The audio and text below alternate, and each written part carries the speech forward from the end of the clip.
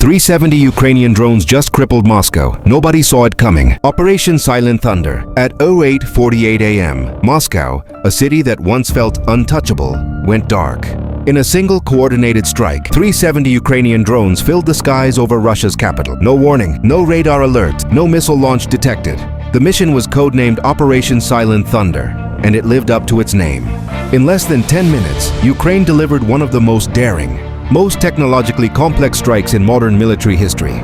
Each drone, built for less than $2,000, moved with near-perfect precision, diving through Russia's air defense corridors, slipping past S-400 missile systems that cost millions per unit. And by the time Moscow realized what was happening, it was already too late. The skies over the Kremlin turned into a maze of burning metal and smoke.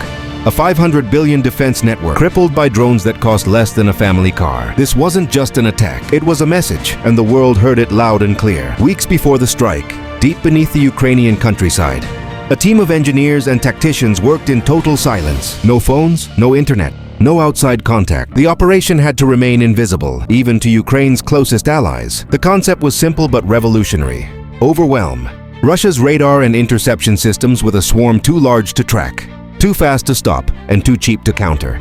Ukraine's drone specialists designed a fleet powered by AI-guided navigation, low infrared signatures, and adaptive routing algorithms that changed flight paths in real time. Each drone communicated with the others, forming what military analysts now call a digital hive. If one drone was destroyed, the others instantly adjusted, covering its gap and preserving formation. By the end of the briefing, Ukraine's defense minister looked at the final simulation. A single line of text blinked on the screen. When silence meets thunder, victory follows. At dawn, the swarm took off from multiple hidden airfields across Ukraine. They flew low, under 200 feet, hugging the terrain, avoiding detection. From Kyiv to Sumy to Kharkiv, civilian engineers watched their homemade designs roar to life. Many of these drones were built in workshops, basements, even garages. Each pilot controlled up to 20 drones, simultaneously using encrypted satellite feeds. And when the swarm crossed into Russian airspace, Moscow's early warning systems blinked, then went silent. For the first time, Russia's radar screens filled with static. Within minutes, command centers in Moscow lost contact with regional defenses. It was chaos. Russia's S-400s launched, but the missiles couldn't lock on. The drones were too small, too fast, and flying too low.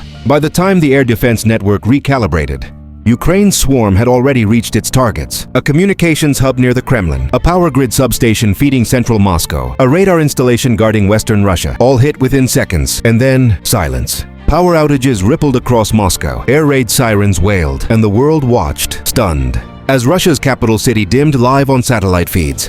In just 10 minutes, a $700,000 swarm had outplayed a $500 billion fortress. No missiles, no fighter jets, no traditional army, just innovation, precision, and courage. Hours later, news networks from Washington to Beijing broke the story. Analysts called it a turning point in modern warfare. For the first time, a nation had used swarm tactics to disable the heart of a superpower without losing a single pilot. Ukraine had rewritten the rules of war. Silent Thunder proved that technology could defeat brute force, that creativity could overpower money, and that a small nation could challenge a giant. In the words of one Ukrainian commander, "They have missiles, we have mines." As Moscow struggled to restore its power grid, the message was clear. The battlefield of the future doesn't belong to whoever has the biggest army. It belongs to whoever can think the fastest. And on that cold morning, Ukraine didn't just strike Moscow. It changed warfare forever.